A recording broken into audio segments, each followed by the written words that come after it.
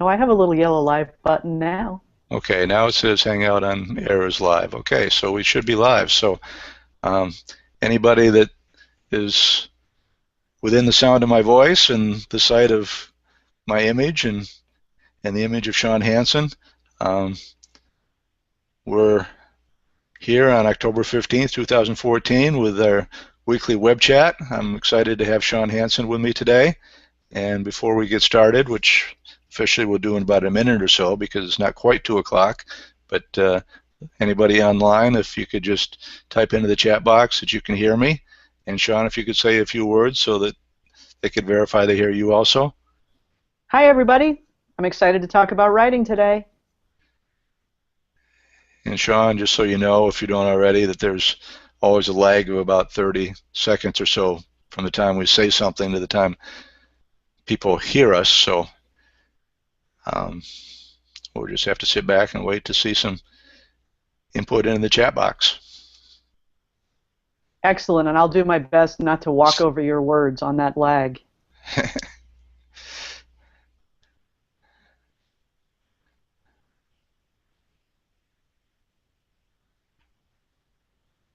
Yes, Rick says he can hear and see us. Hi, Rick. Thanks for being here. So, and Mike, so was that about 30 seconds or so, maybe a little bit less? Oh, yeah, now they're coming in. Yeah, now they're coming Holy smokes. fast and furious. So we do have people that are here. Um, yeah, we got some people here. That's good, and more will be showing up in the next minute or so. And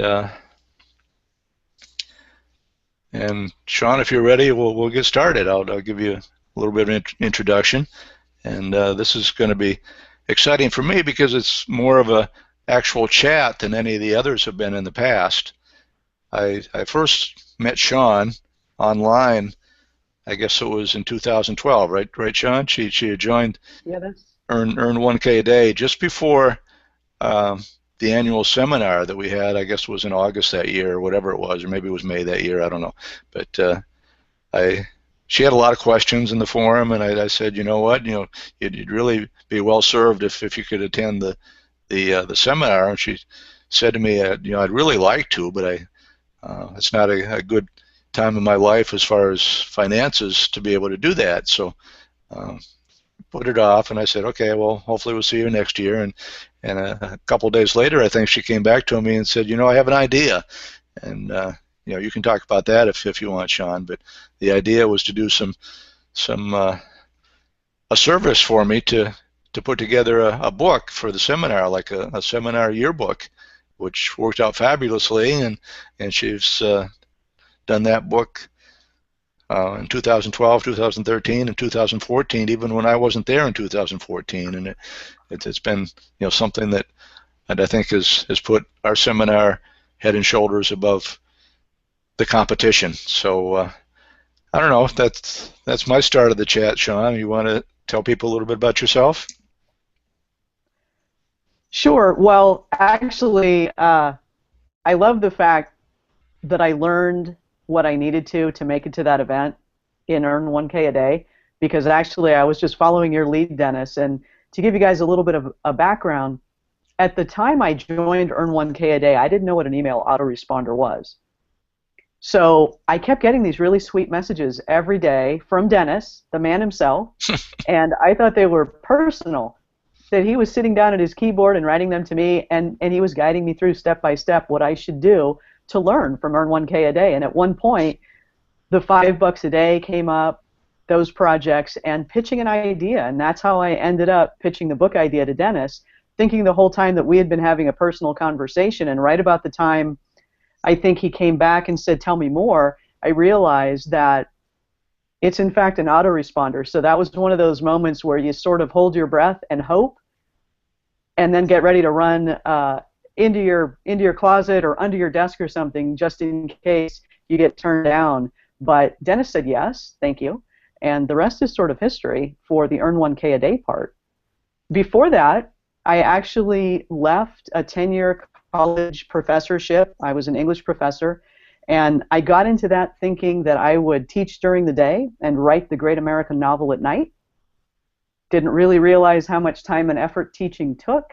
So at a certain point, I realized if I wanted to take my writing seriously, that I'd have to do it full time. And I started back in 2006 submitting. This is before self-publishing and Kindle and things like that. You were still going through as a writer having to submit to magazines and looking for an agent and things like that. And I've been doing that since 2006. And then in 2010, when things started to take off with self-publishing, I sort of changed my direction and my focus. And now I've built a writing business in part on the Kindle platform, but also in alternate markets. And as we've talked about before, Dennis, it's hard to tell people what you do. So about 6 months ago, one of the other writers that I follow, her name's Joanna Penn, came up with the phrase, or at least for the first time I heard author entrepreneur, and that's what I am. So that's a little bit about me.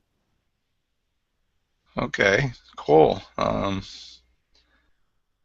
You, like me, have had other careers too, besides the teaching and besides the writer entrepreneur, author entrepreneur, and I know you were a police officer for a while. I don't know, before or after your college professorship. So you had some background, and I suspect that's helped your writing as far as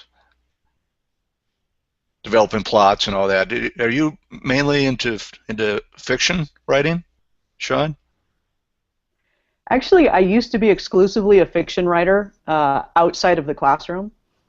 And when I started working online, I realized that part of what I loved doing was teaching.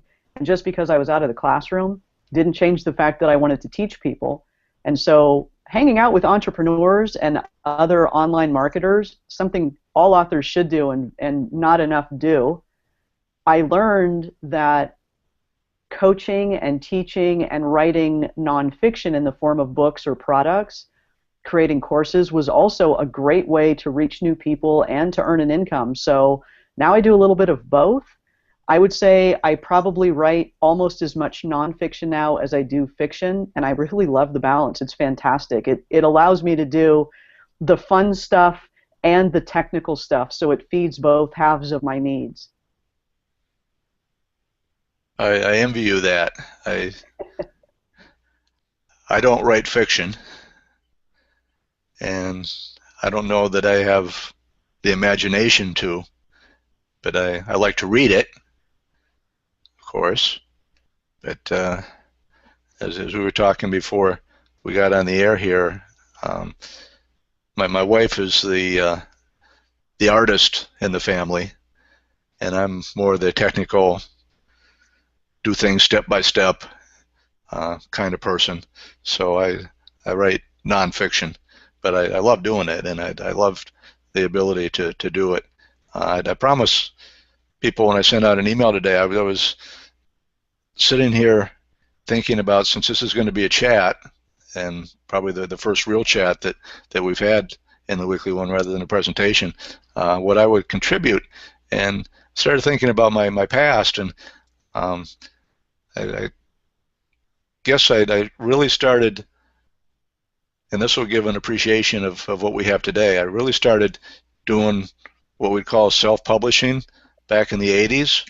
I had left a job and become a software consultant, and I was going around the country teaching people how to use a particular software product, and I had developed a course which I taught to companies big and small.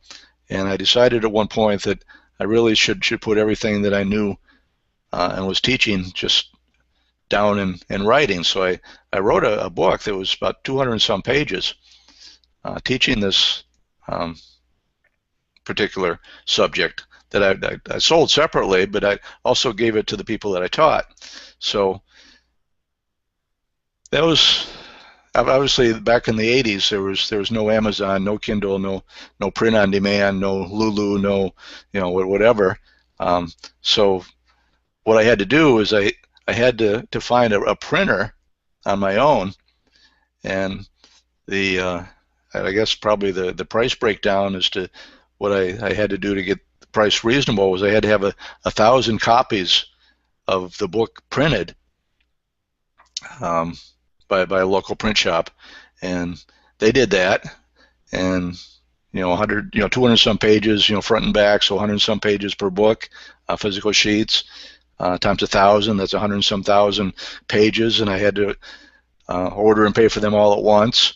And then to keep costs down, I didn't have them bind them, so I found a place that would sell notebooks, and I had the notebook designed, and ordered them like 200 at a time. So then when I had a class coming up, whether it be 10 or 20 or whatever number of people, my wife would put the pages into the notebook and pack them up and ship them off, and that was quite a production. And I was thinking today how great it would have been to be able to digitally publish and put this on Amazon, and then just maybe 5, 10, 20 copies at a time, have them shipped by Amazon directly to the customer. When I did my Amazon FBA book, it was not quite 200 pages, and it cost me less than $3 to order that myself, plus shipping, and probably cost me 5 times that, but I had to pay for 1,000 copies in advance when I was self-publishing myself. So times have sure changed, and I said several years ago when I first started getting into Kindle, and I was teaching people and advising people and promoting products on Kindle, and I said, and I still believe that the ability to self-publish like we do now, and what Amazon has done for the world is probably the biggest opportunity right now of the 21st century, and I still believe that. What do you think about that, Sean? I think you're right on. I think the publishing industry and readers' interest in reading changed dramatically, not with the advent of e-readers. What Amazon did was pretty incredible. Because if you look back when e-readers first came out, and I had one of the early models, they were gadgets, and people thought you were nuts to spend $800 on a little machine that put text onto it. The books you could get were extremely limited, and Amazon bought its time. They waited, and they waited, and they created a reading app, which was great, but what they did that's really different is they opened the doors where places like Sony and Barnes & Noble and even Apple, they kept their books within their products. So you had to have a Sony reader to read Sony books and a Nook reader to read from Barnes & Noble. But what Amazon did, they realized, hey, we can't compete and take all of the e-reading marketplace, but we can make it better for readers to come to us. So their free app changed, I think, the ability to quickly self-publish and get readership. Sure, they opened up self-publishing, but they also got what rewriters needed, which was an open readership.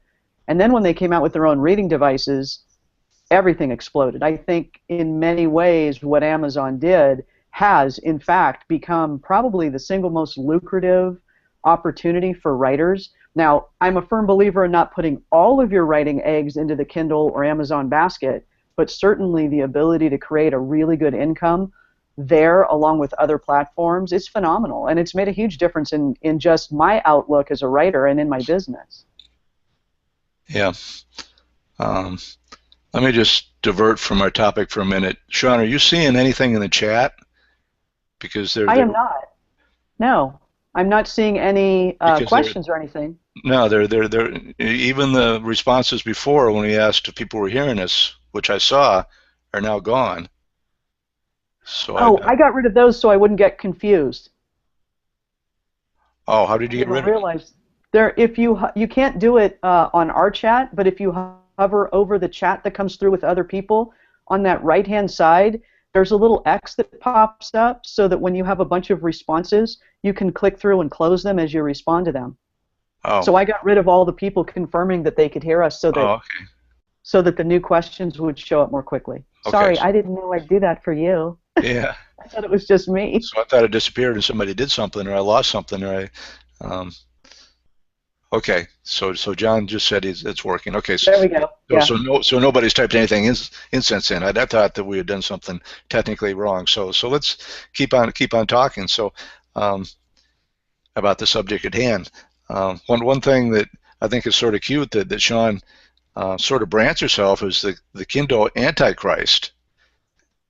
Um, even though she does take advantage of Kindle, and I brand myself as somebody that really doesn't like Google because of some things they've done to me and at me, but still I take advantage of Kindle, Google and Gmail and all that. We have to work with these people and take advantage of them. And I know, Sean, correct me if I'm wrong, but you say you're the Kindle Antichrist, mainly to impress upon people that Kindle isn't everything, and there's other platforms that you really should take advantage of, right? Yeah, that's correct. And the thing about working on Kindle, if you're a writer and your goal is to put a book up, if it's a labor of love, then that's the perfect platform. With a labor of love, you're not looking for a significant income. If you already have a business and you're established, say you have a big list, say you're Dennis Becker and you put a book up on the Kindle platform, you have a large enough list that you can get people to go to that book and either download it or buy it. So the difference becomes, what does a new or a mid-list author do? And because of the price points that consumers expect on the Kindle platform, it's really difficult for a newer mid-list author to make a good living initially without a backlist, because you're new, right? There are so many other places you can go and take the very same content and earn more money short term. Kindle's a long-term process. You have to be in it for the long haul. You have to be willing to enter either a category in nonfiction or a genre in fiction that's got a hungry market, and then you have to produce a lot of books, and that's finding a good category or genre most people can do. Writing good quality books most people can do. But when it comes to producing the amount of books that you need to really start seeing a profit, it becomes difficult for a lot of people. The rare exception are books that can be produced quickly. If you look at the people who are super successful on Kindle, they're producing a book a month or a book every 6 weeks, and it tends to be a meaty book. So a full-length novel, not some stripped-down thing, or a really solid how-to guide, and they're doing it on a continuous basis. And that's more writing than most people can handle. So my position with Kindle is definitely get at least one book published ASAP on that platform, because you'll get found. When people search for you, the first place they look to establish whether or not you're credible is Amazon. They search for you on Amazon. But then I suggest you start to branch out, unless you're in a market where you can produce really quick books. So the kids' books I'm starting to write, those are books that can be created in a week, really good quality books. So you could churn out 4 to 6 of those a month easily and do that continuously. That's a good profit stream. If you have a series of how-to guides and you can do those in about a week, that's a great profit stream. Otherwise, you have to do some work in Kindle and do some work in alternate markets to really start to earn a good living. Okay. What do you consider alternate markets, and how many are there? So obviously, when we talk about ebooks, that's going to include the Kindle Marketplace, Barnes & Noble, iBooks, Kobo, places like that. And I suggest people diversify. I'm not a big fan of KDP Select and limiting your electronic purchasing power or selling power. The alternate markets would be places like JVZoo, the Warrior Forum, ClickBank, Udemy, your own website. Any place that you can take content, drive traffic, and invite people, those are places you can sell your writing. You can also do things like ghostwriting for people, or do writing for hire in other areas, and a lot of people who want to earn a living as writers kind of forget that. They go right for the Kindle, and they forget about everything else. And the ease of publishing on Kindle, and certainly the thrill, I mean, there's nothing more thrilling than being able to see your book up on the Amazon platform and buy it on your own iPad or your own Kindle device. But beyond that, the whole picture of profit includes some alternate marketplaces and some other places that you can reach different audiences, because not everybody is on an e-reader. Okay. So by alternate market, you also mean the places where I tend to sell most of my books, which is, Absolutely. off of my Nanocast platform, and where a lot of people sell on the Warrior Forum and JVZoo. I never thought of it that way, because they aren't really published. They're all digital format, but I guess Kindle books are also. It was probably the thrill of my life, and maybe my wife's too. I'd written $5 a day back in 2006, and sold quite a few copies, and she had told some of her friends about it, and they said, well, where can we get his book? And she wasn't able to give them an answer, and until finally I think this was probably before Kindle, or at least before I knew about Kindle. I decided to upload it, another copy of it, to Lulu. I don't know, have you ever used Lulu, Sean?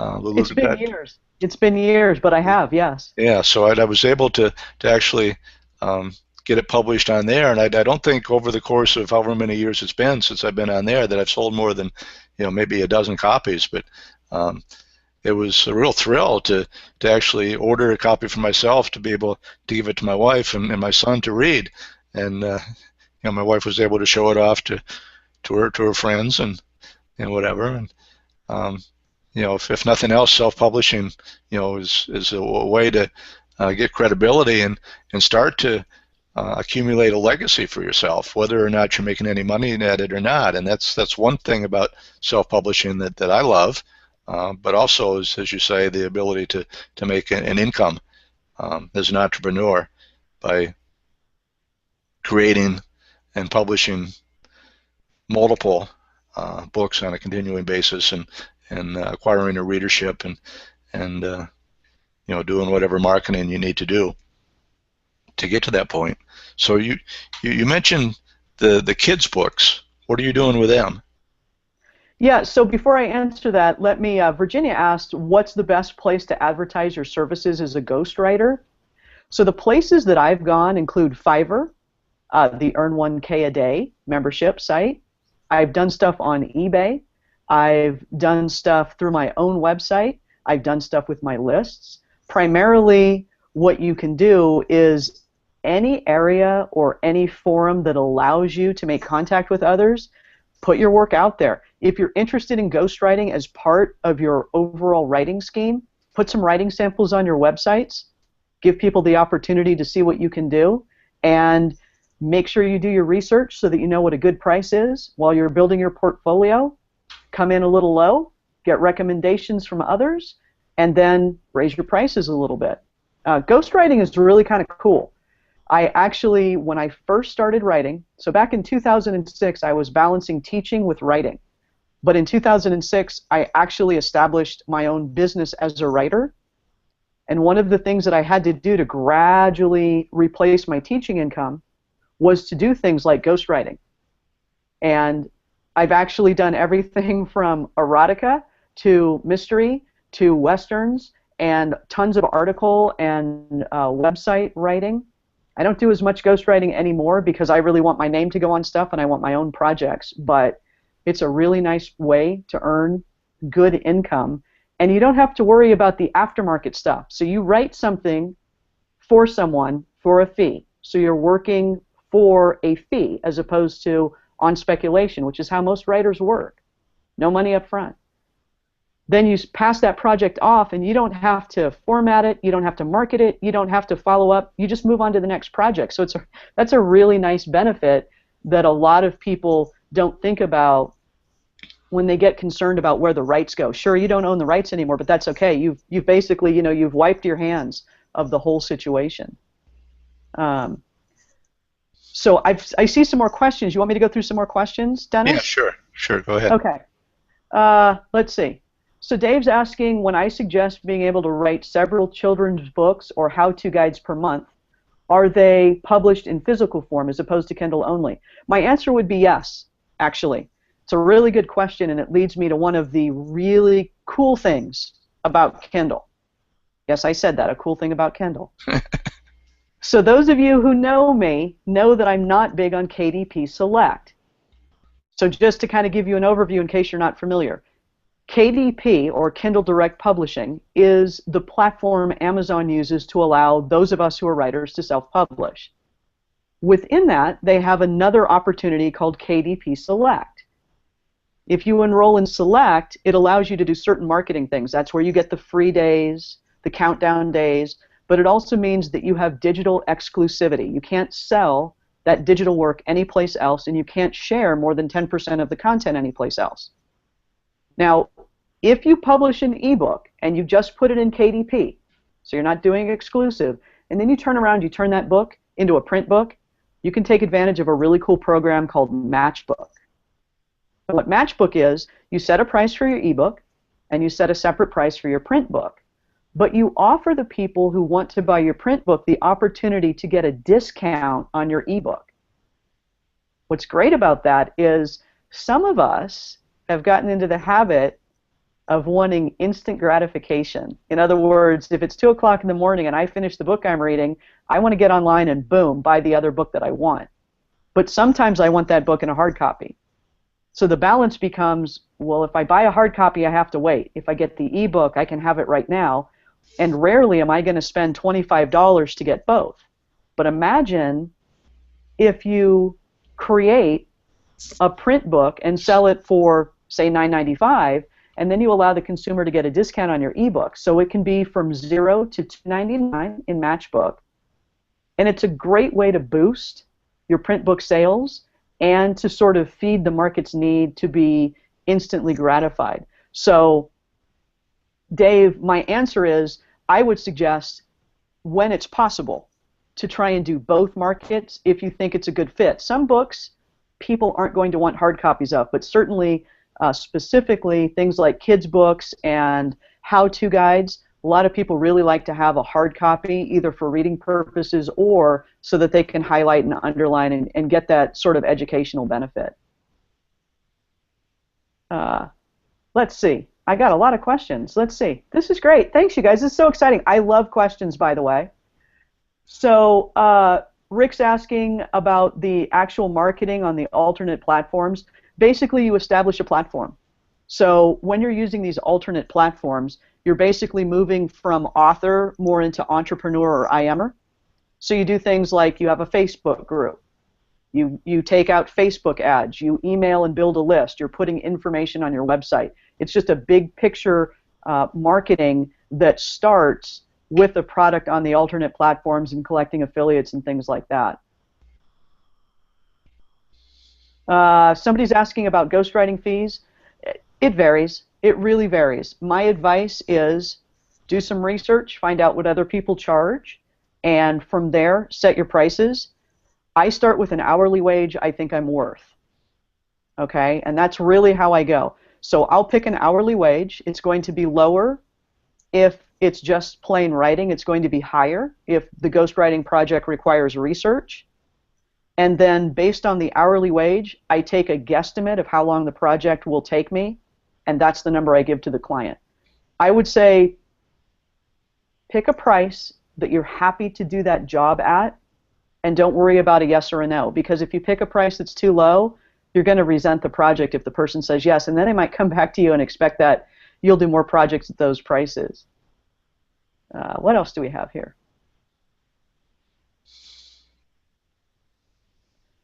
Jim's asking where to sell audio products. You can do that on Amazon. You can do it on your own websites. You can do it on the alternate sites. So any place you can sell digital, you can sell audio.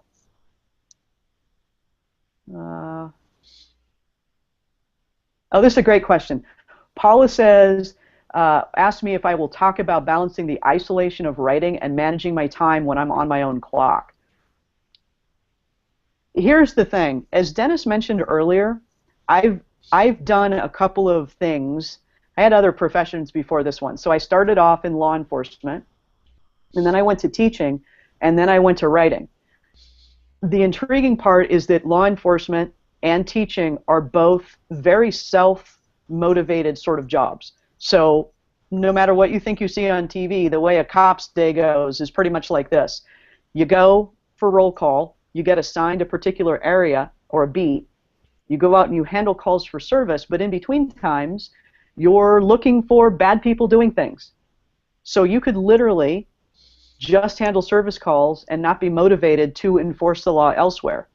I found that boring, so I went out and I dug up my own bad guys to take to jail. Same thing with teaching. You know, you can pretty much show up and just teach from the book, or you can take the time to make it exciting, pull in new information, come up with creative ways to engage your students. So I come from a background of being self-motivated in my jobs. So the biggest struggle for me in working on my own now as a writer, and I work out of my home. Dennis and I were kind of talking because Dennis has an office away from home. I work from my home, and there are some advantages and disadvantages because, you know, my sofa and the TV set are about 20 feet from where I'm sitting right now. There's always that temptation. But I actually balance my time very easily. I love doing what I'm doing, and I'm really sort of a loner, so the isolation doesn't bother me. I try really hard to get involved with community activities, Volunteer Firefighter Association, some of the celebrations around here, and then I go to at least one event a year, and you know, meet my parents for lunch just to get out in the real world, and friends, go to the movies. But the other thing that I do a lot of is I go to local writing groups and meetings, so that kind of keeps me in touch with people, and I hope that helps you, Paula. So we've got some more questions, Dennis. Are we good for questions? More questions? Whatever you like, Sean. Okay. I'm going to start Xing out some of the questions that I've answered, if that's okay with you. Okay. Okay. So Rick's asking if you can be anywhere in the world and use those alternate sources, or if it's just US based. To the best of my knowledge, Rick, the only restriction would be how you collect money. So depending on the platform that you are using and how you collect money, there could be restrictions. But to the best of my knowledge, you can produce on Amazon and these alternate markets pretty much worldwide. Not 100% on that, but I know that we have people in the Earn 1K a Day Insiders group that are from all over the world. So it's not just a US thing. Andrea is asking if I set up a Facebook page just for new ebooks or hardcover books that I publish. Personally, I don't. You can. It really depends on where you want to put your efforts. If you were to set up an individual page for every book you had, and you really want to get engagement, and you write 100 books, that's a lot of Facebook to handle. The flip side to that would be create a page, whether it's a personal profile that you really just talk about business, or a business page, and put all your books, at least related books. So if you're writing kids books and you're writing erotica, you don't want to put both of those books on the same page, kind of bad markets, but all your kids books should be in one place and all your non-kids books in another place, and that will give you a more manageable social media schedule, in my personal opinion. Let's see. Val is mentioning that the cat can always erase my work when I'm at home. Thank you, Val. You're right. She was on a webinar I did a few days ago, and my cat jumped up on my desk, one of my office cats, and hit the delete key and wiped out a bunch of slides, so that was fun. There's always that challenge. And then Mark's asking if I can recommend resources on how to market multiple books effectively. I'm not sure I understand the question, Mark. You market one book or many books the same way, in my opinion. You can come join my Write, Publish, Profit Facebook group. I know Dennis is going to drop that link in at some point. If you're on Facebook, get in on his I Am Inside Tracks Facebook group, because the marketing information he gives is outstanding. Other people to look for, Barb Ling. Look for Barb Ling on Facebook. Debbie Benstein is another good one. And Di Heuser. Those are all people who are working kind of within the sphere that I would recommend. So I think those are the questions. And so, Dennis, going back to what you asked of me about the kids' books, so really exciting times for me right now. I have had the dream of writing kids' books for over 20 years. And about 18 months ago, I started writing a series. And I thought I was going to be able to publish these on the Kindle platform when they came out with their comic book creator. And that's where I was headed. comic book creator software just wasn't sufficient to do that. So I sort of shelved the books, and I have to tell you, I was terribly, terribly disappointed when that happened. But at the middle of September, early mid-September, Kindle came out with the Kindle Kids Creator software, and it's made publishing kids books a dream. In essence, what they've done is they've given writers a really powerful compiling tool that will allow you to create fixed book layouts or fixed layouts for ebooks. What that means is you get to control the reader's experience. So the novels that you read and most books that have been published are what are called reflowing formats. In other words, you create a predominantly text-based file. I buy your book, and then on my particular reading device, the screen size varies, the font size that I want to read varies, the background color. So as a user, I can manipulate your ebook. And that works fine for most ebooks if they're primarily text-based. It's awful if your book is primarily image-based. So what has happened now is fixed layouts, while they've been around for a while, the e-reading devices and the applications have finally caught up. We have color, high-definition screens on many devices. We have more powerful operating systems, and now kids books, it's a huge, huge opportunity, and I'm having a blast. I published my first kids book about a week ago. The third and the fourth in the series are awaiting approval at Amazon, and I'm going to start putting a lot more eggs into my Kindle basket in the kids book sphere because A, I love writing them, and B, it's going to be a nice little income for me, long-term and short-term.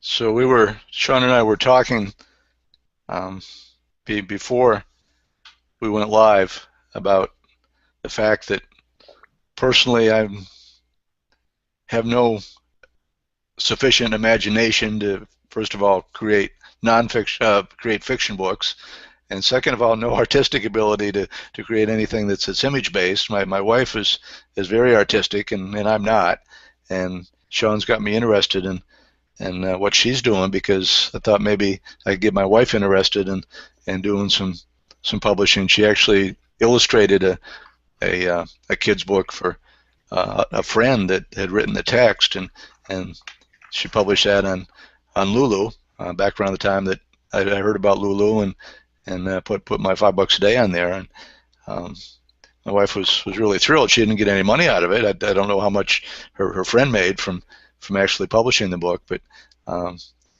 if I could show my wife how to illustrate kids books, and I could help her, maybe with the text part of it. I mean, I don't have the ability to come up with the Dr. Seuss kind of books, but heck, maybe I don't need to.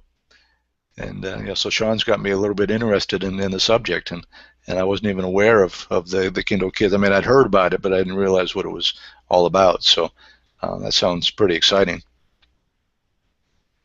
It is. I'm tickled. I'm just tickled. I can't tell you. This is, like I said, it's been a dream of mine. This is my labor of love project. I enjoy writing kids books, the Dr. Seuss rhyming types, the adventure type books, even the educational books. Parents and caretakers and grandparents and the adults who read to kids, there are all kinds of difficult topics.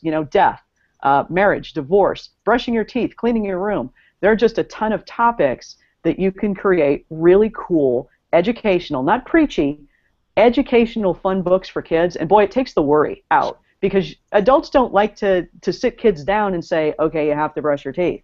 But if an elephant has a purple toothbrush and green toothpaste and has a song to go with it, the kid is going to remember that and want to brush his or her teeth. So it's a great creative outlet for me.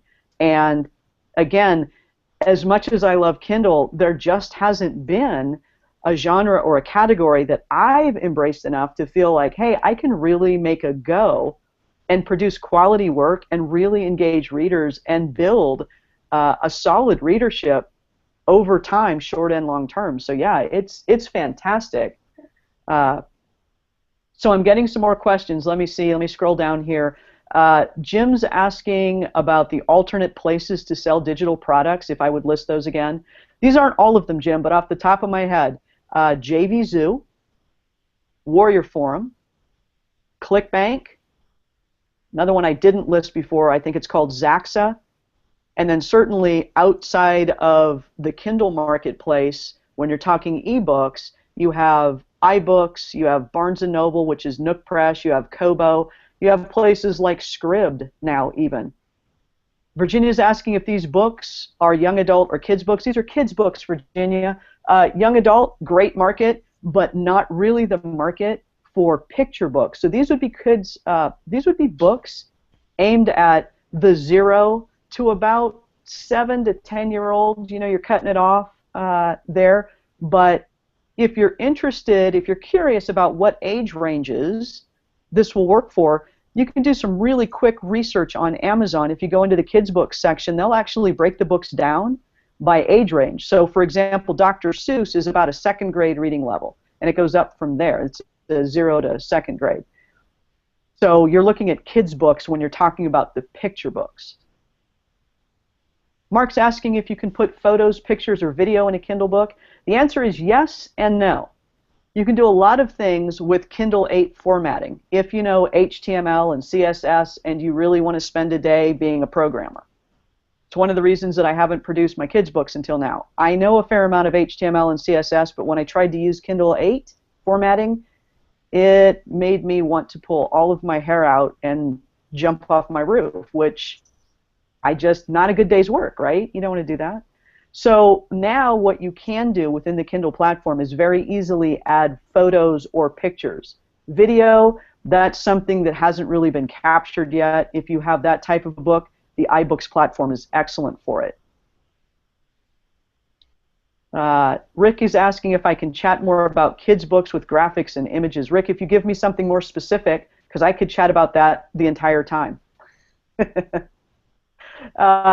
Dennis, I'm getting requests for the link to my kids' book. You guys, this isn't a pitch webinar, so you guys, the people who are asking me actually know me personally. I'm happy. Send me a private message or an email if you're really interested, and you go to Amazon and you search on Sean Hansen, you'll find my books. Let's see what else we have here. Andrea, thank you. Andrea is saying that I have one of the best Facebook groups and that she agrees about Di and Barb being fantastic resources as well. Absolutely, 100%. Val says you don't have to be artistic to write kids' books. Sean's course covers that. It's an amazing deal. It's on pre-sale right now. That's what she's talking about. Jim wants to read that book about the elephant and the purple toothbrush. Jim, don't think that I'm not thinking about writing it. So tell me, Sean, how would you illustrate? I mean, the illustrations you did for the book that you have right now, are these drawings or are these stock photos that you've accumulated, or what? They're a combination of vector graphics, so stock vector graphics and stock photos. I've added my own sort of secret sauce to it. I do some fancy background work. I do some very playful text so that it's more engaging and entertaining. And as you and I talked about at the beginning, I've always wanted to draw. My grandfather and my dad, both artists. My grandfather got offered a job by Disney, turned him down. Darn it. My dad is an artist, and one of my goals was to write books and have my dad illustrate them, but he lost his sight. He's basically blind at this point, so he can't do the illustrations for me. And when he could, we were in the same boat that you were, Dennis, where you'd have to order thousands of copies and pay in advance to get any kind of materials, any of your books done. So it just wasn't feasible. So with that in mind, I kind of figure maybe somewhere there's a genetic ability in me if I dig it out. So I bought a Learn How to Cartoon book, and I've been playing around, and I'm happy to report that I now have very sophisticated stick figures that I can do. So watch out. Let's see, what else do we have here? Chaz is saying, I'd love to write kids books, but have no idea how to begin. Do I have any tips? Yeah, read kids books. That's a general writing tip. If you want to be a writer, you must be a reader. And reading kids' books is an extraordinary experience as an adult. Kids' books have a very different flavor to them to many of the books that we're used to as adults, fiction and nonfiction. They're short, quick reads, so certainly go to the really greats. You know, go check out Dr. Seuss. Go check out Beatrix Potter. Go check out, I think it's Richard Scarry, I think is his last name. Go look at some really outstanding kids books. Sandra Boynton does some great kids books that have educational messages. So definitely read, and you'll look around. Go to a playground and just watch what kids do and listen, and the things that fascinate them. You know, the strangest things from an adult point of view, the simplest things, we forget that as adults, but they're fascinating to children. The sky, the sun, the color of leaves, worms on the ground. All those kinds of things make great kids' books ideas. So, Chaz, go out there and get some ideas. Virginia says she's wanted to jump off the roof like me, and does that make her perhaps a great writer too? Virginia, I know you're a great writer, and the answer is yes. Let's not jump off of roofs anytime soon unless there's a really cool jumpy airbag thing at the bottom. You know those kids' castles? What else do we have here? Andrea is reminding me, and that's true, that you can check Amazon Kids books by age. Their categories give you an idea of what they're selling by age groups. That's absolutely true, which is why definitely go to Amazon and do some early research. I'm being asked about outsourcing. So you can outsource anything. I mean, that's an honest truth. I don't outsource my writing because it's the thing in my business I love to do the most. If I'm going to outsource something, I will sometimes outsource technical stuff because that's not really an enjoyment of mine. But you can certainly go to places like Fiverr or Odesk or even different internet forums that you belong to and solicit ghostwriters. That's what that is. When you're outsourcing writing like that, you're basically hiring a ghostwriter. Let's see, what else? Dave's battery is about to die. Any last words of wisdom or a link to a website? Dave, the link you used to get into this Hangout is the replay link, so my word of wisdom is come on back when you have a full battery, because I think we're going to continue to have a lot of fun and some great questions. Yeah, we've got a ways to go yet, I think. We've got some notes that Sean said she could talk about if we had a lull. So yeah, the same link that got you here, or if you see under my name that's on the screen right now, weeklywebchat.com, that's where all the replays of all the web chats that I've done end up going as far as archives. So, and I'll have all the links that are sort of essential and complementary to this, like a link to Sean's Facebook group and a link to I don't know, I think she's given away something, or I don't know, I forget, but she mentioned Barb's group and my group, so I'll probably put links there, and weeklywebchat.com also, so you and anybody else that are interested can pick everything up there. But yeah, we've got other things to talk about. What other questions, Sean? Otherwise, I'll remind you about some of the things we were going to talk about. Sure. It looks like Rick clarified, so he wants some more tips about writing kids' books from cover to actual writing. So, that's what my course covers, Rick. I'll be flat out honest. There's not enough time in an hour, hour and a half, whatever time we're going to spend to just teach you to write a kids' book from cover to actual writing. But at the end of this, you're going to get a chance to get in on my How to Write, Publish, and Profit with Kindle Kids Books program. It's on pre-launch sale for $9. It's a full course on how to go to publication. There's some video training. There are different packages. So you have the basic, bronze, silver, gold, and ultimate. We'll talk briefly about that at the end. But if you really don't know from cover to actual writing what to do, you need to start with a course, whether it's mine or someone else's. It doesn't really matter, but you kind of have you need to start with sort of an educational environment. Let's see what else here. Sylvia is saying she makes photos with her digital camera from stuffed animals for creating kids picture story. That's an excellent tip. Yeah, so you could, if you have stuffed animals, you can take really nice pictures. Those are digital. Then you can import those into a graphic software and play around with them and create some nice images that way. That's a really good idea. So yeah, that's. It looks like we're caught up on questions, Dennis. Okay. All right. One thing you put in the notes as teasers for me to ask you about, and one thing I'm sort of anxious to hear about is you said the rule of three. What's that? Yeah, so going back to my sort of hesitation to have new and mid-list authors really focus on Kindle, this is not going back to the days of traditional publishing, and I've been a writer for, gosh, since about 2000. I think in 2000 I submitted my first novel idea to an agent.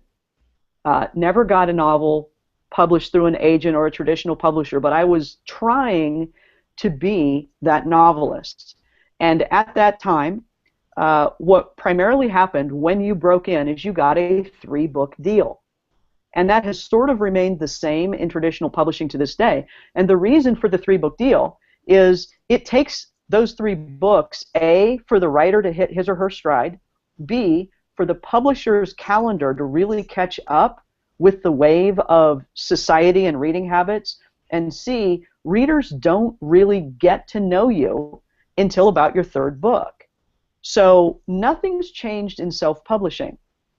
It's still a rule of 3. In other words, Dennis, when you and I were talking earlier, you said, hey, how's your new kids book selling? And I said, it's been out for about a week and I've sold about 18 copies, but I haven't marketed it yet. And the reason is simple.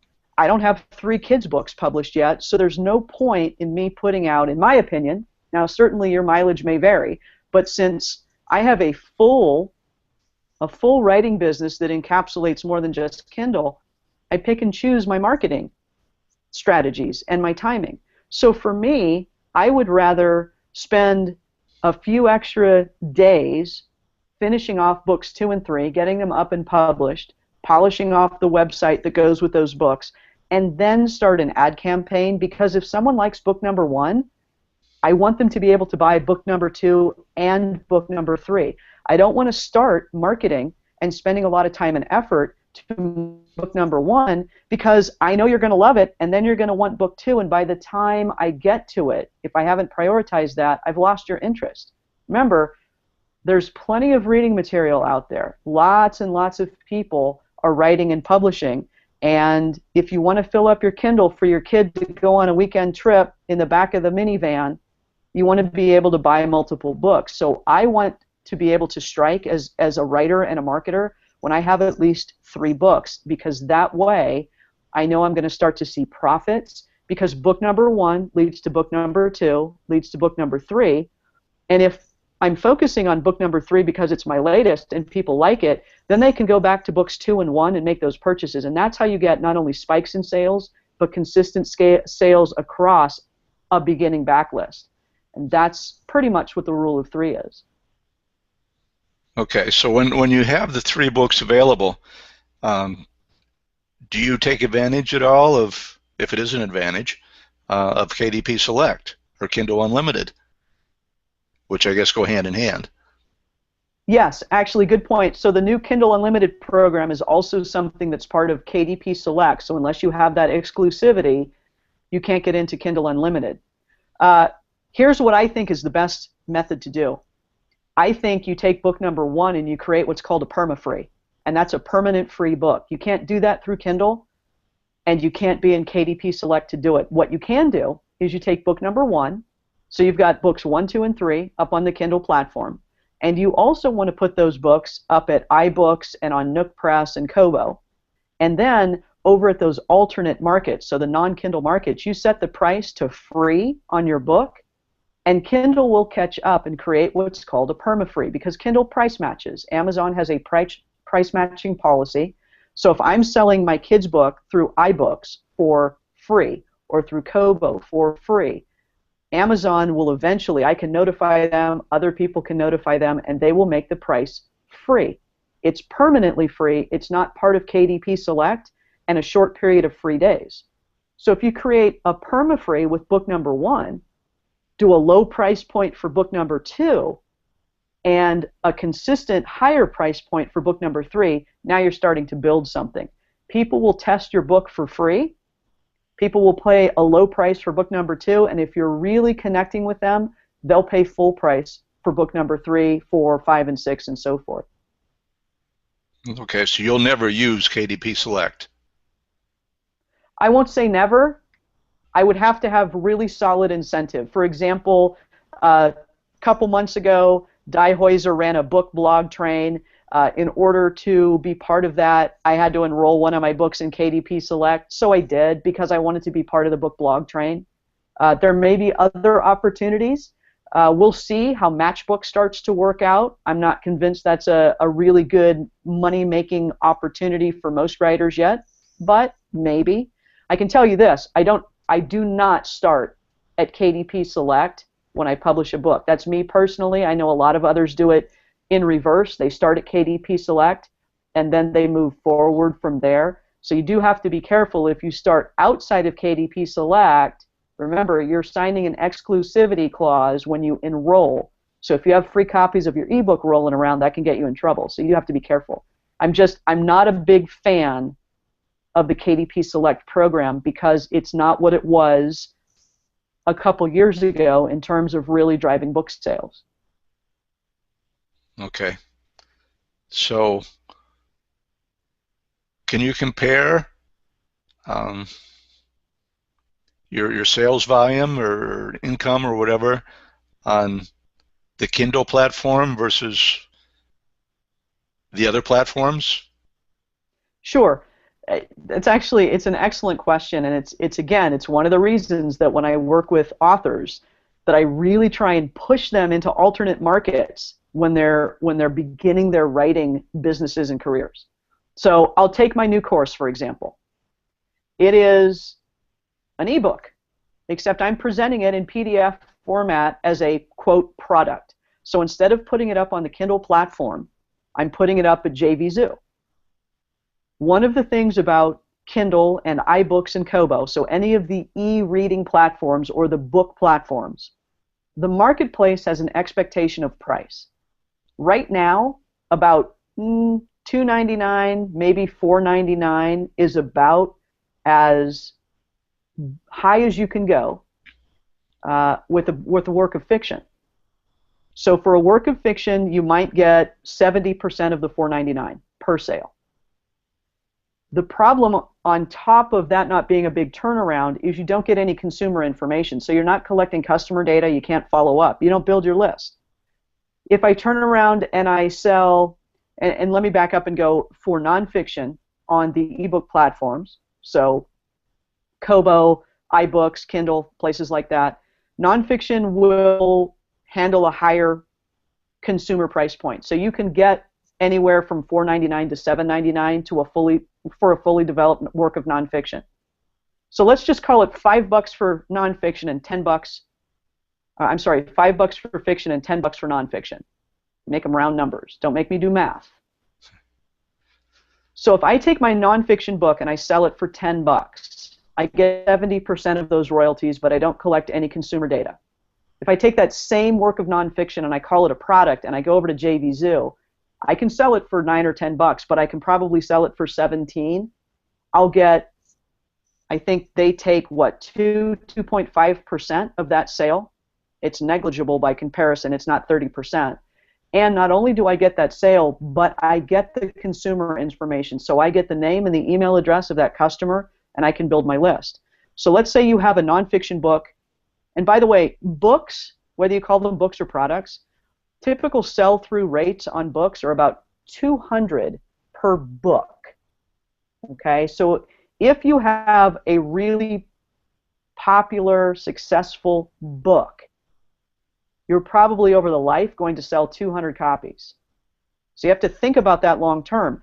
If you're selling it on an ebook platform or on a book platform like Kindle, and say you get 70% of that $5, you'd have to do the math. But if I can turn around and sell that same product for almost twice as much or for an equal amount, and instead of 70%, I'm getting closer to 90%, my sell-through rate and my ultimate profit is much greater. There are also other little considerations as a business person. Raise your hand for me if you have had trouble creating a cover or formatting a Kindle. Because you know you have to do all that stuff, right? I see hands. For those of you who don't know it, I have cameras in all of your offices. So if I create an ebook, I have to create a fancy cover. I have to format it a particular way. I have to get all my ducks in a row. I have to have hot links. I have to be careful where my 10% is for my preview. If I use the same content and I call it a product, I don't have to do fancy formatting. I create the whole thing in Microsoft Word. I click print and I save it as a PDF. I zip it up. It's ready to go. So there are considerations about cost and time investment involved too. So to draw it back simply to your original question, Dennis, I probably am looking at 80% more profits off the ebook platforms than on, and granted I have fewer products on the ebook platforms, but I make most of my money when I write fiction by submitting to anthologies and magazines, which is a whole different marketplace, and it's also part of the process if you're a fiction writer. So I can sell a short story. The last short story I sold, it's been about a month now, I got just over $200 for it. It was about 1,500 words long. I submitted it, they bought it, I got a check, and I'm done with it now. I don't have to market it, I don't have to format it, I don't have to do anything. I move on and I write other stuff. If you think about that in terms of a $5 fiction ebook that certainly would have to be much longer than 1,500 words, how long would it take to make a couple $100 if you're getting 70% of $5 a sale? It just takes a lot longer to see profits there. Okay, well, we all assume that when we write a book and we put it on Kindle or CreateSpace as a soft cover that we're going to get loads and loads of copies sold every month for the rest of our lives. So when you said the sell-through is 200 copies, that sort of takes the air out of the tires, doesn't it? Yes and no. This goes back to, again, my principle that to really make it, well, first of all, if you want to be an author and that's your career goal, if that's really your focus, you're writing books, whether it's fiction or nonfiction, but your business model is I'm going to be an author, or what I call now an author entrepreneur, because you have to do your own marketing and you have to do other things around just publishing a book, you should be producing work on a regular basis, like any other artist. You know, if you cut one album as a singer, you're not going to be able to pay your mortgage long term with that. So as a writer, it's the same concept. If you have one book and you manage to sell 200 copies, that's some money, but it's not enough money. But if you multiply that and you regularly add to your backlist and you move from being a new author into the mid-list author portion where you've got, say, 10 books, now we're talking, because now selling through 200 copies of 10 books is a whole lot different money structure than a couple hundred copies of one or two books. And if you keep multiplying, and remember that 200 books is pretty much the high-end sell-through rate. For most writers, it's about 50 copies, which really doesn't have to take the wind out of your sails, but it should force you to think more rationally about what you do with your writing, which is why don't put all your eggs into the Kindle basket. Put half of your eggs or a third of your eggs into the Kindle and other ebook platform basket and address the other available marketplaces and your two audiences, which is something else we should talk about. Okay, let's talk about the two audiences. Okay, and of course I'll put you on hold for that to answer some questions because I just like teasing you. Okay, sure. Pat's asking, do I get all my books edited by an editor? All of them, no. 99.9% of them, yes. It depends on what my goal is. If I'm doing a free giveaway and I'm comfortable, I tend not to have an editor look at it. But pretty much anything that I ask somebody to pay for, I send to a professional editor. Yes, I suggest you do the same. Kids' books, because the issue is going to be, how could I screw up a kid's book? The biggest area you can screw up with a kid's book is not having your grammar and punctuation absolutely spot on perfect. That will stick out like a big sore thumb, and it will really, really damage your credibility. So absolutely with your kids' books, if you're not sort of a grammar punctuation nerd, get somebody to edit for you, get a professional, because parents and adults who read to kids and educators, they'll notice that stuff, and you don't want to give kids bad habits. I mean, we're really working to get kids to love reading and to educate them sort of subtly at the same time, right? And then Rick's asking, when I talk 200 copies, nonfiction or fiction, that would be both. That would be high-end for any book. If you get a sell-through rate of 200 copies over the lifetime of the book, you've got yourself a good book there.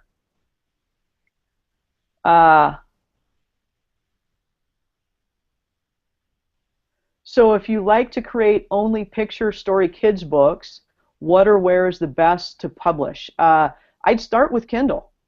You know, again, as much as I don't think Kindle is the ultimate go-to place, what I do think is great about Kindle is it's by publishing standards quick and easy. As you move into other publishing platforms, if you publish individual files to the various places like Nook, which is Barnes & Noble, iBooks, Kobo, you have to reformat your files. It's not a one-size-fits-all sort of a thing. There's a way to get around that. But Amazon is really great. It's user-friendly, it's quick and easy, and look, if you don't have a book published yet, you need to experience that. You need to be able to put that book up there and then search the Amazon books section, find your name, point your friends to it. It's very, very cool. So start there and then work your way out. Look specifically, if you really love to create picture story books for kids, definitely, if you can, look at iBooks, because they have some really nice interactive features in their iBooks publisher, which is unfortunately Mac only at this point, that makes those books really, really fun. See what else we have here. A couple of... Rick's asking if my publications were in traditional magazines. Rick, I am at this point, I've sold about 2,000 of my stories over the course of my professional writing career. They have been everywhere from places like Hitchcock Magazine, which is fairly well known in traditional Writer's Digest, to lesser known online magazines and print magazines like Byline and Tweet the Meat. Commentize, I'm in a couple of their publications.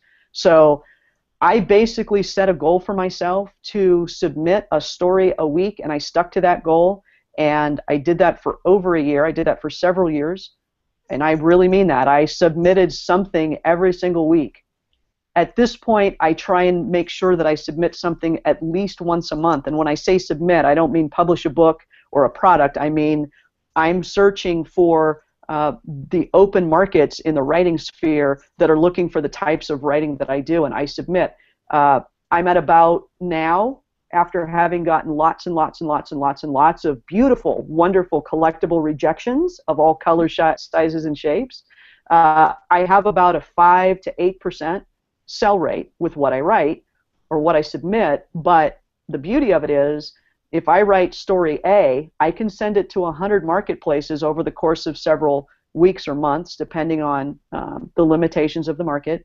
And eventually, if I run out of markets, then I take that work and I put it into an anthology and I put it up on Amazon. I have 4 books on Amazon.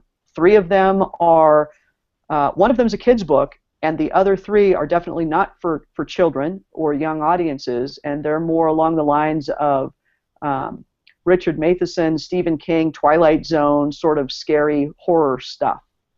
So that's what I do with my stories. So yes, Rick, anywhere and everywhere to publish. Yeah. One quick, here's my biggest tip. If you want to make money as a writer, treat it like a business. Submit, write the things you love, and write the things that you don't. In other words, most of the things that we love to write, you do on speculation. So you write on spec. You get no money up front. There are other markets that are basically, loosely ghostwriting markets where you're being paid in advance. When somebody puts in a carpet, they get paid in part in advance. When somebody puts a roof on a house, they get paid in part in advance. When you go to an office and you earn a living, you get part of that payment in advance. Okay, you get benefits and things like that. If you want to take this writing thing seriously, look at it as a business. Sure, you have to be passionate, but you have to earn money. So everything that you do today, part of it, you got to set aside time. What can I write today that will earn me money? And if you look at it that way, you'll build a really nice, strong business.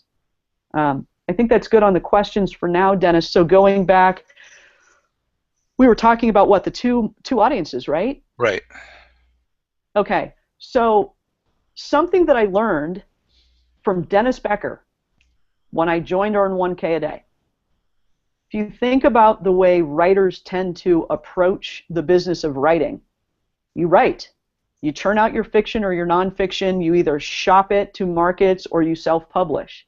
But the thing is that every one of us who is a writer has two audiences, and part of the profit picture is that second audience. So our first audience are the people who love to read what we write, right? So if you're a big fan of Stephen King, you're part of his reading audience. But you know what? He also wrote a book on writing that is supremely popular. It's called On Writing. Great book. That's his second audience. The first audience is his readers.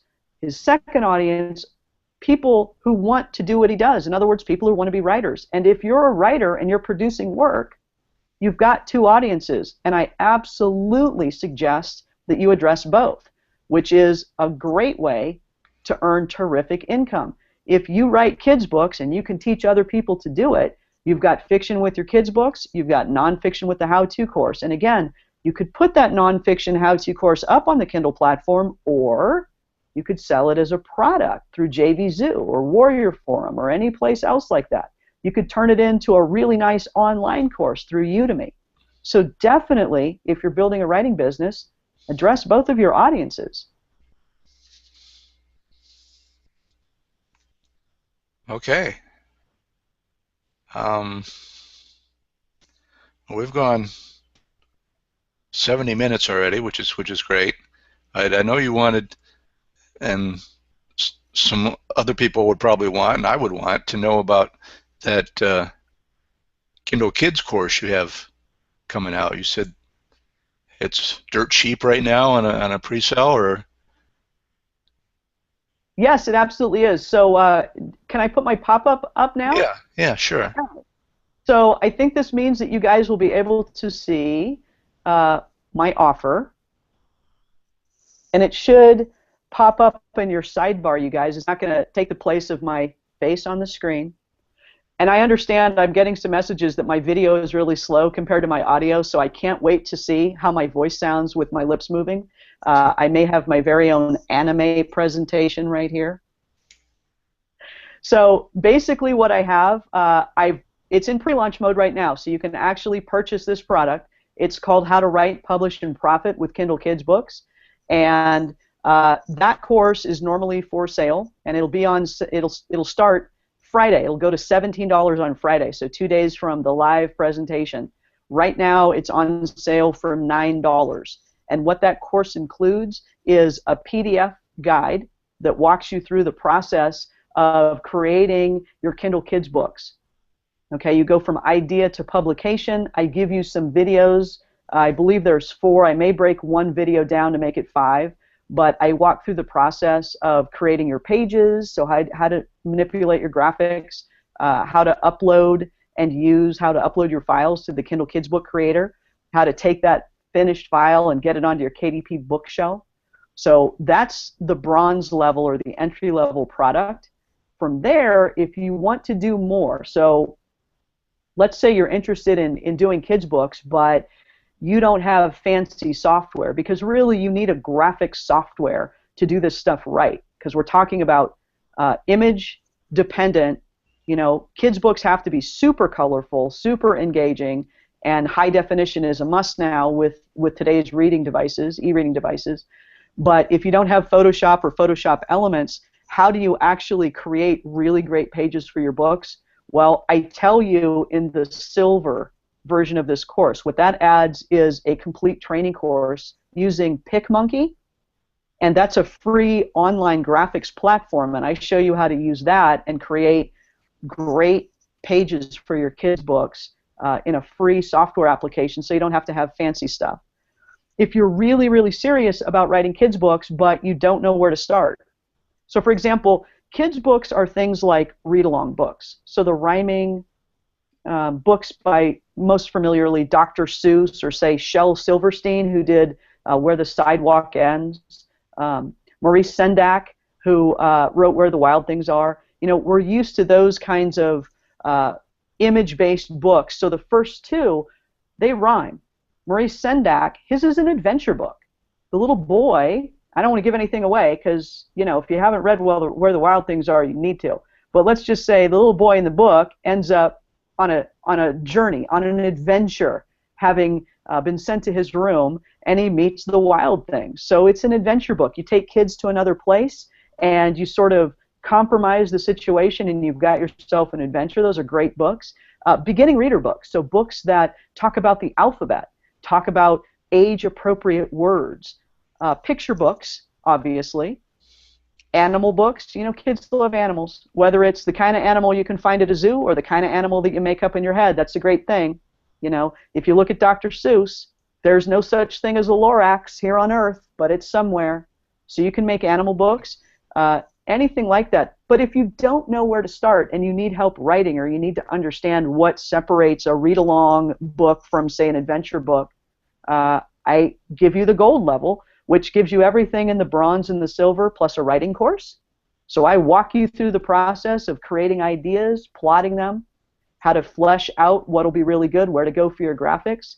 And then finally, if you think you want to make a go of this as a business, I give you the ultimate, and I will literally show you how I've put together my kids' books business. I have a separate website that's just for my kids' books. I use it to sell those books along with the traditional platforms. I drive traffic to and from. I monetize with giveaways and things like that, and I also am doing offshoot products. So, I don't have stuffy toys yet, but I have t-shirts and mugs that I'm preparing, depending on which books are most popular, and I'll walk you through the process of basically building your kids' book empire if you want to go all the way with me on the gold level. So that's what's going on in my world in terms of my latest product and kind of my latest sort of obsession when it comes to writing. Wow, I got to get this from my wife, Sean. I can't wait for her to start writing her books, Dennis. I'm so excited. Well, yeah, me too. Me too. Let's see if there are any. I know the pop-up blocked out my chat, so let me go back to the chat and see if... got to go back to chat. Let's see. Okay, people see it. Paula is mentioning that stuffed animals might have licensing conflicts. That's an excellent point. If you're using... you do have to be careful. I'm glad somebody kind of said this. Whenever you put images into anything you produce, you have to make sure that you have the appropriate copyright. So certainly you can't just take images off the internet that you haven't purchased the appropriate rights to, nor can you take photographs of things that you don't have the rights to. Right, like Beanie Babies or something like that. Yeah, you definitely need to have the appropriate copyright to that stuff. So do be conscious of that. Let me see, I'm reading through some other stuff.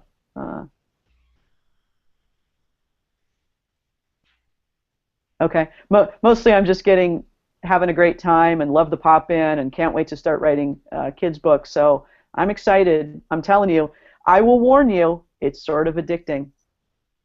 It's sort of addicting. You can lose yourself in kids' books. Telling you. So do you think kids' books are going to be as popular and profitable as the books that we're more accustomed to seeing as internet marketers and producing? I think there's excellent potential. Here's what has to happen, and I'll be absolutely honest. Right now, we're in a really interesting phase in terms of where kids are getting books. So we've got a whole new generation of people who are now parents who have grown up with electronic devices, and they don't go very far without having their tablets, their iThings, their Kindle devices. I see kids all the time. I was at a community meeting the other day, and one of the gals who's working on the committee I'm on, she's got 2 kids. She hands off their iPads to them. They have parental settings, so they get a limited amount of time to be on the iPad on a daily basis. And one of the 2 kids, instead of playing a game, opened up a kid's book. I was extremely fascinated. So here's what's going on. This is new. This is brand new. The software is going to continue to improve, and the public is going to start really noticing how great these books can be. And when those two sort of waves crash, boom, it's going to be just a funnel of incredible income. So I'm starting now because I want people not only to start to recognize me as a children's book author, as one of the things I do, but when this explosion happens, I want to make sure I have a really good backlist that people can go to. You know, it's a great time to give this a shot. I've got a Halloween book that I'm getting ready to publish. Thanksgiving is coming. Christmas is coming, and we all know, you know, Christmas is a great topic to write about, the holidays in general, not just Christmas, but the all-encompassing holidays. And any books you produce, kids' books or otherwise, what's wonderful about this time of year for writers, you get stuff up on that Kindle platform, and the people who get the new reading devices and the gift cards, they're going to start filling their reading list with stuff that's available on Amazon. So I think it's going to just get huge. Sounds very exciting. Let's see, I have a couple of questions here. Are children's books going to have the same 200-book life as well?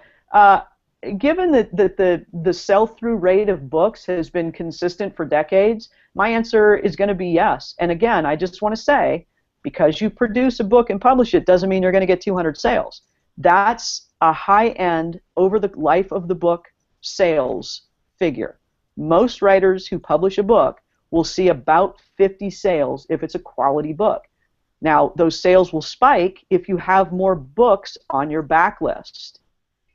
So it's a very circular process, and it is long-term. I have yet to see anybody making really good income anywhere as a writer when it comes to books just overnight. You know, again, I'll remind people, if you look online at the people who are making incredible income just as fiction writers, they have an incredible backlist, and they are producing content on a super quick basis. Every 4 to 6 weeks, new book, new book, new book. They're using perma-free. They're really active on social media and online, and I mean, it's their daytime job. They're eating and breathing the writing business. Yet you still have a lot of people that you'd see, and you can tell by the Amazon rankings. You know, if someone has a ranking of 2,000 or something on Kindle, you know, they're selling at least a couple hundred books a week. Absolutely, yeah. And it's rare, though, to see somebody like that and that's their only book. The exception would be if you have someone who has an established business and they can drive traffic to that book. And, you know, my suspicion is, Dennis, you have a big enough following that if you were to put a book up on Kindle as opposed to selling it as a product, you would do very well in terms of ranking. Now, financially, you wouldn't make the same amount of money because the price points are different. Right. But what's really great is if you're not exclusive, I absolutely suggest put your content every place someone can find it.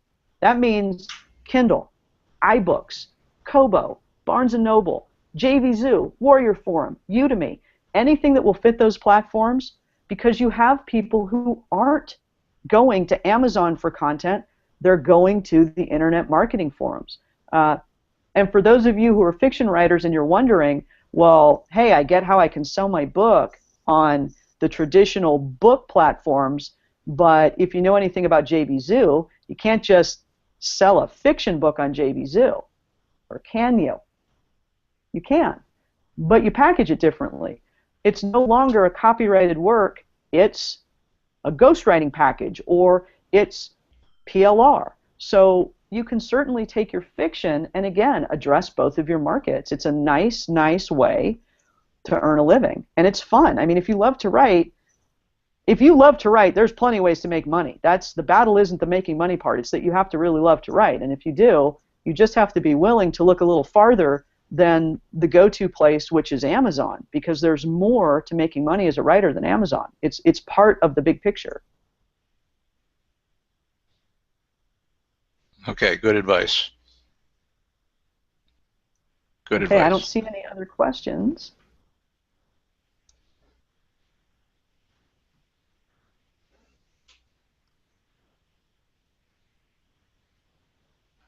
And now would be the time, you guys. If you have any last-minute questions, plop them in the box.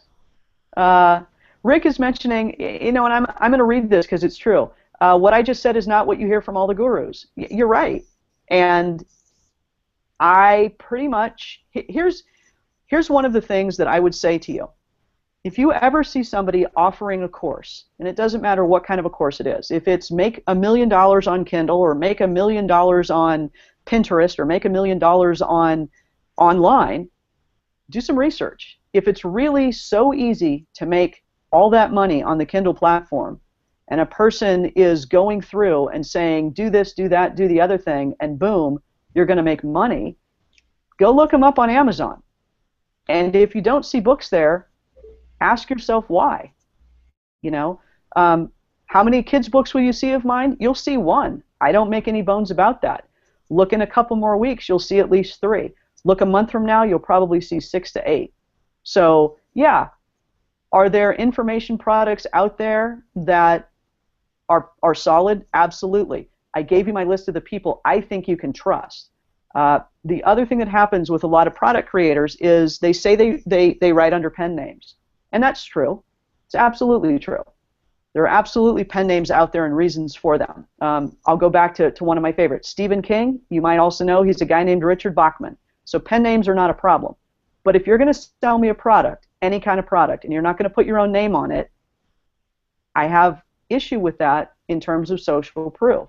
I don't see why you wouldn't reveal, here's where I'm actually making the money from this particular concept in real life. So that's my thing about gurus. What else am I seeing here? Blah, blah, blah. Sean, did you use a pen name for your kids' books? I did not. I publish everything of mine under my own name. Okay. Yep, absolutely. How about poetry? Somebody's asking about poetry. In general, poetry has never been a big seller. Very few people make a lot of money in general with poetry. However, Dr. Seuss was a poet. Shel Silverstein was a poet. All of these kids' books writers who are writing rhyming kids' books, that's poetry, you guys. So absolutely there's room for poetry, if that's the kind of poetry you're willing to write. And I'm seeing that I'm getting some private messages, you guys. I probably won't have time to type those answers in and answer you privately, but if you find me in my Facebook group, or I'm sure if you contact Dennis, he would forward a message to me. Look for me online, and I'm willing to answer your questions, but typing them in the box right now, since we're on a time frame that I think is slowly, a window that's slowly, very quickly closing, can't answer the private messages. Yeah, we're almost 90 minutes now, so again, the archive of this chat will go into weeklywebchat.com within probably an hour or less after we're done here. I'll get some of the links that Sean has mentioned in there also. I'll get a link to her Facebook group so you can connect with her there if you aren't in there already. Also in my Facebook group that Sean's a member of. And you'll see her in there and make a comment on how great you thought this chat was, and I'm sure she'll give you a thumbs up like on that, and you can friend her and private message her that way. I imagine, but certainly I would recommend any writer joining Sean's group. What are you putting on there, Sean? Oh, wow. I've got my wow sign. Okay. My quick graphic that I did on the fly with my little teeny tiny pen. Okay, but yeah, and any writer, what is it? Write, Publish, Profit is the name of your group, and Absolutely. I'll put a link to that in weeklywebchat.com. Perfect. As well, and you should join that. I'm a member, and she's a member of my group, and we cross-pollinate each other as far as the knowledge we each provide. She provides more in my group than I provide in hers, but that's because she knows more about internet marketing than I know about writing. So I think you do well to be in both groups, actually, as well as Barb Lings, who we're all members of also. So yeah, and I want to dovetail on something that Dennis said. I sort of mentioned this in passing, but it's a really important point. When I began as an author, internet marketers were out there, but it was this completely separate kind of universe. And even when self-publishing and Kindle and things like that started to sort of catch fire, many, many, many authors shy away from what they consider to be internet marketers because there's a bad rap there. And, I've been around IMers for several years now, and boy, I meet more dishonest people at the grocery store than I have in the IM circles, at least the circles I travel in. I'm not saying that everybody there is perfect, but then not everybody who's a writer is either. If you're an author and you're not involved in an internet marketing group, definitely think about Earn 1K a day. Get into Dennis's IM Inside Tracks. Follow Barb Lang. Follow Debbie Benstein. Get in and listen to what these marketers say, because look, authors, we're not just writers anymore. We are author entrepreneurs, and the entrepreneur part is building a business and marketing and all the other things that encapsulate the writing and publishing process. And when you make that leap, you'll see a nice growth in your business. It made a huge difference for me. Okay. Well, thanks again, Sean. Thanks to everybody who's been here, who stayed with us through the duration of this web chat. I hope you got a lot out of it. I know I did. And it's going to be archived, so you can go back and refresh your memory anytime you want. And those of you who weren't fortunate enough to be in a time zone where this time was perfect, you'll be able to see the replays. So maybe a lot of people that are listening to the sound of my voice right now are actually watching the replays. So, and you didn't have the chance to ask the questions, but hopefully we've answered as much as and as clearly as possible. And if you have any future questions, be sure to connect with Sean on Facebook, in her group, in my group, or wherever. And with that being said, I'm going to end the broadcast. Thanks, Sean, and thanks everybody for being here. Thanks, everybody. I really appreciate the time, and thank you, Dennis. It was a pleasure. My pleasure, too.